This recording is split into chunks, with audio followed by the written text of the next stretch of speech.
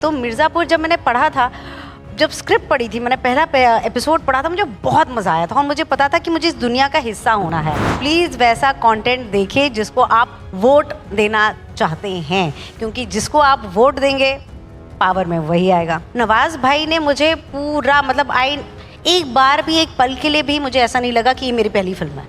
मिर्ज़ापुर तो लव है हमारा।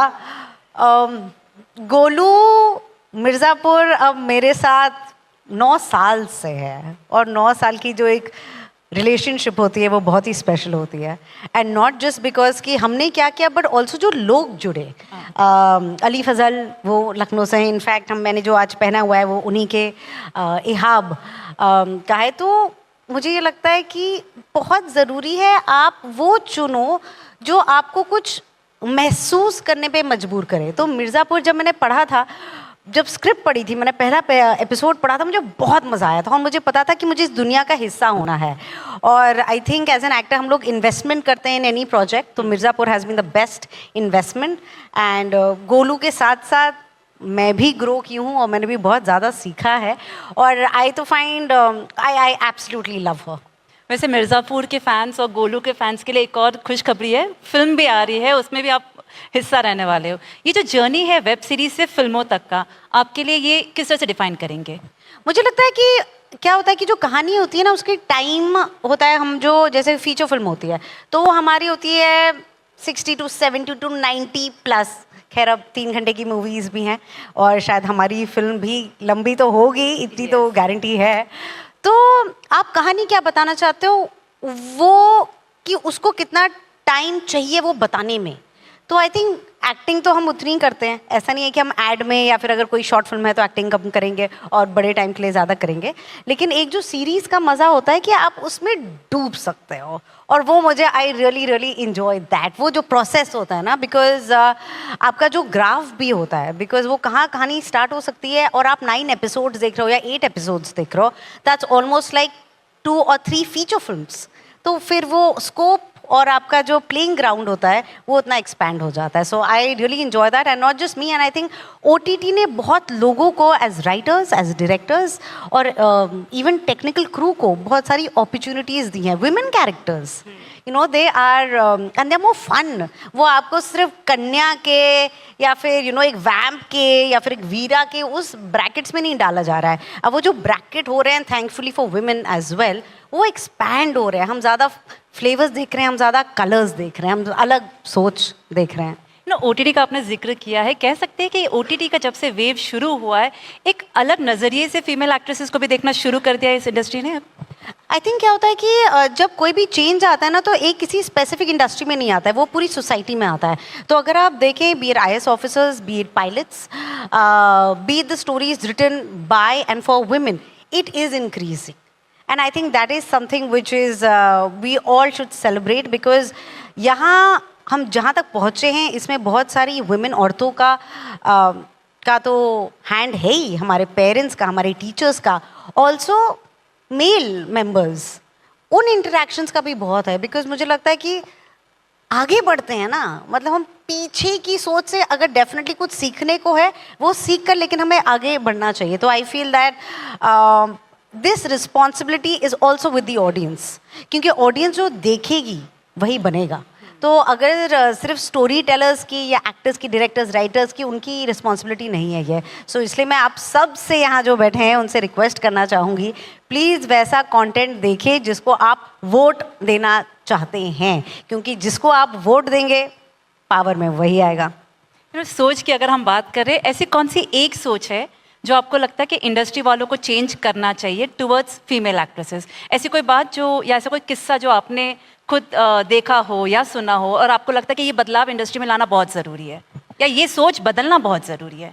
I think right from contracts, अगर कॉन्ट्रैक्ट में भी, क्योंकि मेरे साथ हो चुका है जहाँ मेरे मेल एक्टर को और मेरा कॉन्ट्रैक्ट हमारा एकदम ऐसा ज़ेरोक्स कॉपी था, बट वो सिर्फ पेपर तक ही था।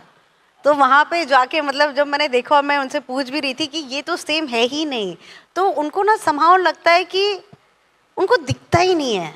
आई थिंक एक तो दिक्कत वो है, लोगों को दिखाना बहुत ज़रूरी है, तो वो आपको समझाना पड़ेगा, हमें पेशेंस लगेगी, टाइम लगेगा, एंड नो प्रॉब्लम।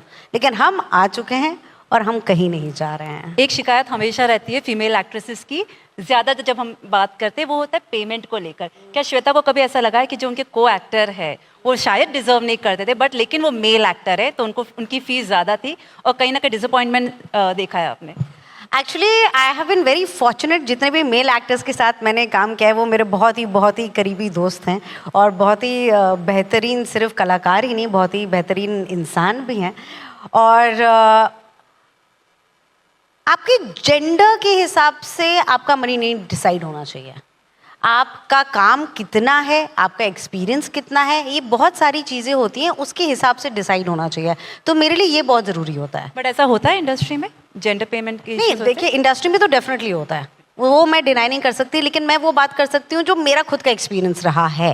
एंड अगर if there is somebody who is at the same level of experience and popularity and how many views और votes that the person is getting, क्योंकि आजकल एक्चुअली पहले से भी popularity तो बहुत ही एक इम्पॉर्टेंट फैक्टर है इन काम मिलने में, और जो काम मिल जाता है उसके बाद वो पैसे मिलने में। But I think so far it's been pretty fair, और अगर नहीं फेयर होगा तो भाई मैं लड़ाई करने तो पहुंच जाऊंगी, not just for my self, because जब आप किसी चीज़ के बारे में आप हाथ उठाते हो, आप सवाल पूछते हो, तो सिर्फ आप अपने लिए नहीं कर रहे हो, आप वो पूरी अपने समाज के लिए कर रहे हो, उन सारी लड़कियों के लिए कर रहे हो जो who are looking up to you, and आप you have to set a standard no matter how difficult it is. In fact एक बार ये हुआ था जहाँ पे I was okay with something because it was not bothering me, पर मुझे लगा कि मैं ओके हूँ, लेकिन अगर कोई नई एक्टर आएगी तो ये लोग कहेंगे you know Shweta is okay with this, क्योंकि वो जैसे आप कुछ अग्री कर देते हो ना तो वो आप एक एग्जाम्पल बन जाते हो। तो I want be the right kind of example, I would always try and do that. वैसे श्वेता की एक्टिंग जर्नी तो आप देखते ही है, बता दें प्रोड्यूसर भी है और जो इनका कंटेंट है क्वेयर कंटेंट, क्या ये सोच सबसे पहले आई कहाँ से कि इस तरह के कंटेंट को लोगों तक पहुँचाना है, जो कि काफ़ी डिफिकल्ट है और चैलेंज भी, क्योंकि अब तक लोगों ने इसको एक्सेप्ट पूरी तरह से किया नहीं है? आई थिंक वही सोच की बात है कि जो दुनिया में हो रहा है, जो हमारे साथ हो रहा है, there are so many families. एक तो मुझे लगता है डर में नहीं रहना चाहिए। जब हम डर में रहते हैं ना तो हमारी वो जो विंग्स होते हैं जिनसे हम उड़ सकते हैं, हम उनको क्लिप कर देता है। और किसी के सपनों को, और स्पेशली अगर कुछ प्यार से रिलेटेड है, प्यार तो बांटना चाहिए ना। आई एम श्योर यहाँ पे कोई नहीं होगा जो कहेगा कि प्यार ऐसी चीज़ है कि प्यार को रुक दो। बहुत सारी अलग चीज़ें हैं जो रुकनी चाहिए। तो प्यार इज़ अब वो लड़का लड़की में भी हो सकता है, लड़की लड़की में भी हो सकता है, लड़के लड़के में भी हो सकता है। अगर कोई प्योर चीज़ है, मेरे ख्याल से वो हमें इनकरेज करनी चाहिए। तो एक ये स्टोरी है जो कि कोई लव स्टोरी है, एक हॉरर फिल्म है, बहुत ही कमाल की है, और जो डायरेक्टर्स और राइटर्स, जो क्रू भी अटैच्ड है हमारी इन फिल्मों के साथ, वो बहुत ही बेहतरीन है। तो आई कैन नॉट वेट कि हम जल्दी से ऑन फ्लोर जाएं और फिर आप तक लाएं।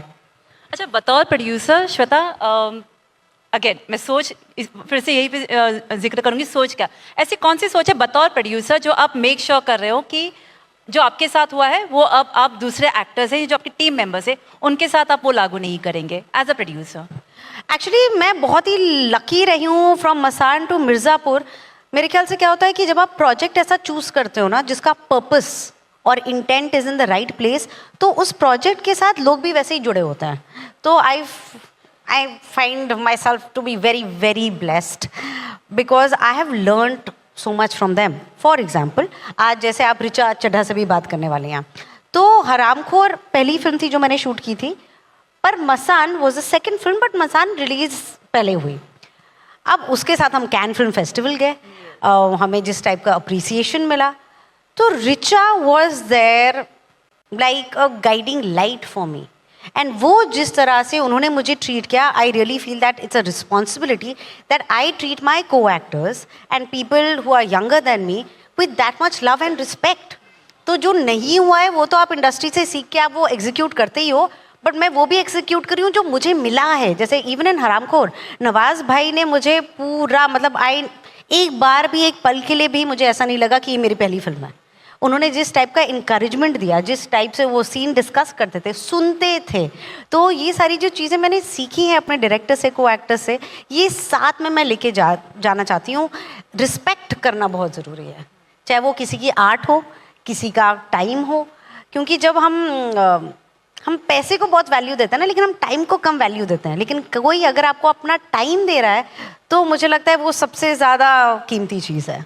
पैसे का जिक्र हुआ है, टाइम का जिक्र हुआ है, तो इससे एक सवाल ये बनता है कि कई सारी एक्ट्रेसेस अब अपनी आवाज़ उठाने लगी है, कहने लगी है कि उन्हें एक पर्टिकुलर टाइम ही 8 आवर्स वर्किंग हमें देना है।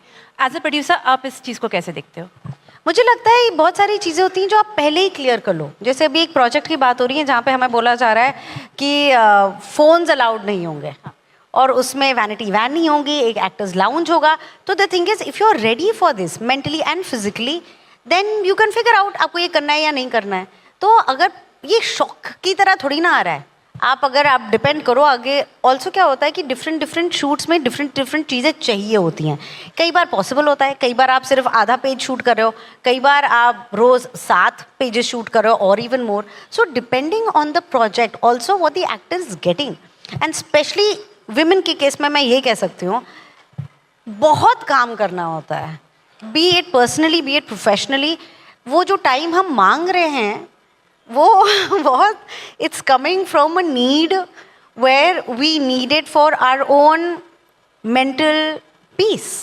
And I think I am very grateful that we are talking about mental peace and what is important and what is not. पहले क्योंकि बहुत ग्रांटेड ले लिया भाई हम लोगों को, तो अब हम जो we are bringing a lot to the table as well.